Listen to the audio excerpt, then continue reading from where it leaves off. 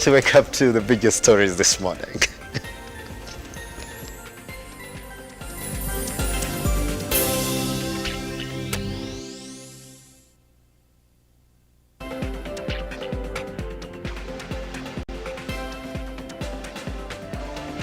Welcome back. Now, in Kirinyaga County, a startling incident has left the community baffled and concerned.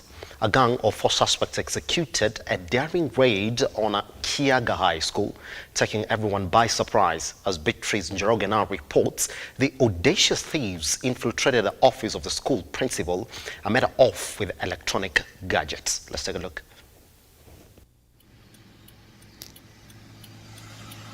In an alarming incident, 2 guards at Kianga Secondary School in Kirinyaga County were brutally attacked by a gang of 4 suspects during the night. According to the guards, one of the assailants was armed with a gun, while another brandished a sword. They overpowered the guards, using ropes to restrain them before committing their theft. Majina naitwa Edward Kimotho, Acting Chief Kanyekini Location, also the Assistant Chief Kiaga and Kiajege.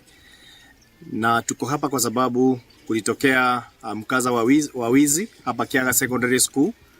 Wezi walikunja usiku, wakavamia watchmen ambao wana lead hapa, watchmen wawili, wakawafunga na kamba.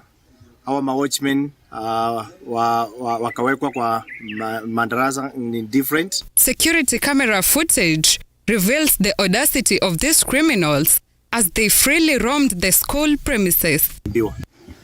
Na kwa vile niliona ama vile watu walitokea, wakaja wakiwa 4, wakiwa wanatoka pande ya chini na wengine wakatoka pande ya gate. Mmoja alikuwa anabeba bunduki na wa pili alikuwa anabeba ile kipanga inaitwa moto. Their unlawful entry into the principal's office resulted into the theft of valuable items, including a computer, 2 television screens, 6 mobile phones, and a CCTV camera. Acting chief in the area, Edward Kimotho, has pointed out a concerning vulnerability. The school lacks a sturdy perimeter wall. This security lapse has made it easy for the criminals to infiltrate the school. Akaja akarasimisha huyu, akamwangusha na akamfunga. Nyuma huyu alikuwa na panga na yeye akanifunga mikono pamoja na miguu. Beatrice Njoroge, Lookuptv. Now, the residents of Kaloleni are in distress after a part of the Majimbo public grounds was grabbed by a private developer who has been excavating at night under the protection of police officers. Now, the developer is said to have threatened the residents against sabotaging his agenda.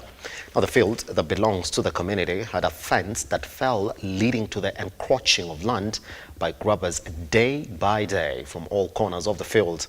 Now, the residents are now urging the county government to provide title deeds to every public utility within Nairobi, as they did to schools, to secure them against thirsty developers who are eyeing public land.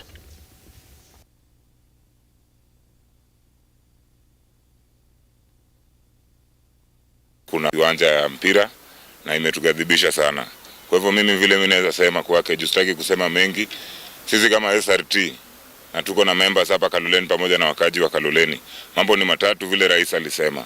Rais alisema juzi vizuri, watu wale walagai nini, mambo ni 3. Ni either uame Kenya, ama uende jela, ama uende binguni. Imechimbwa kutoka Saturday, juzi ya usiku na last week. Na pia inasemekana kuwa kuna viongozi ambao wameonekana wakiongea nao.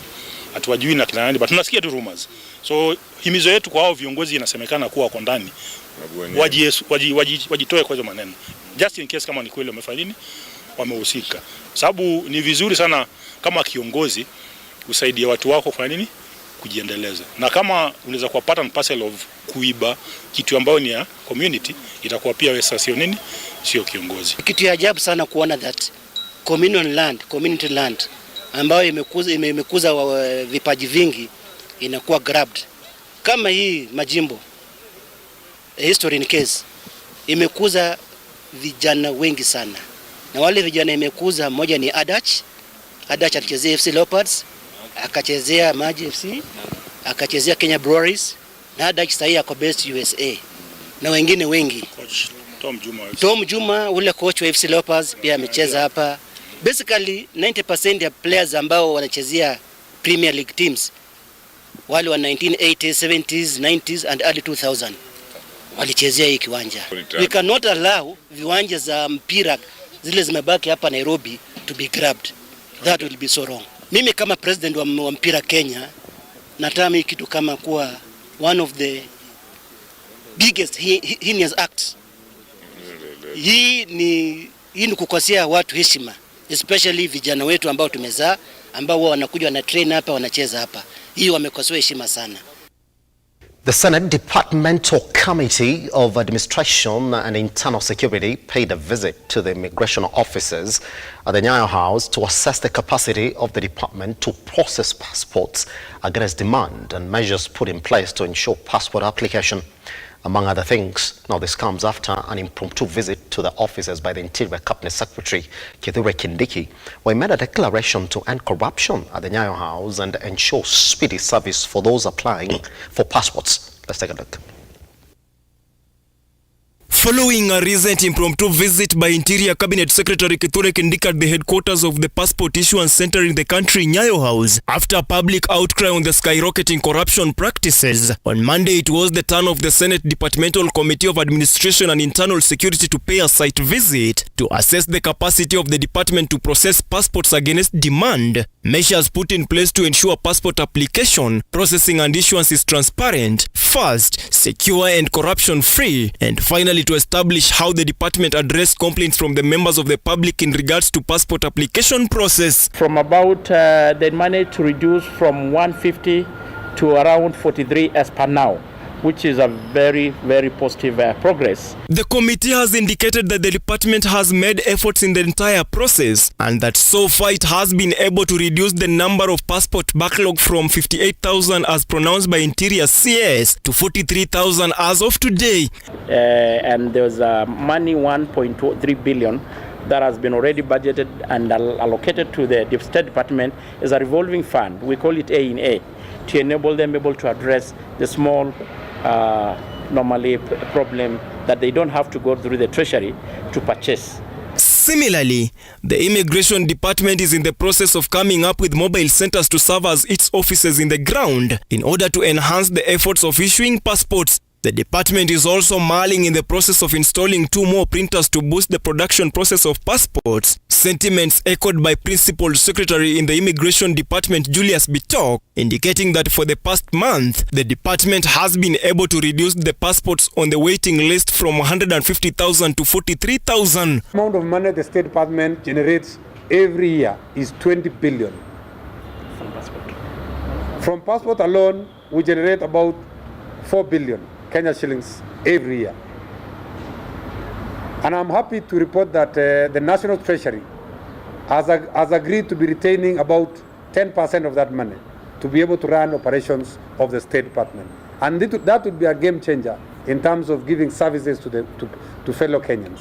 So I want to say that going forward with the help of the committee, we are going to retain some of the money so that we can be able to produce passports faster. Stanley Lugaria, Lookuptv, Nairobi. The Independent Policing Oversight Authority has condemned attacks on the National Police Service officers in the line of duty. This follows an attack that killed 2 officers and left several injured Sunday in Mandera. Warimu Wasikana reports.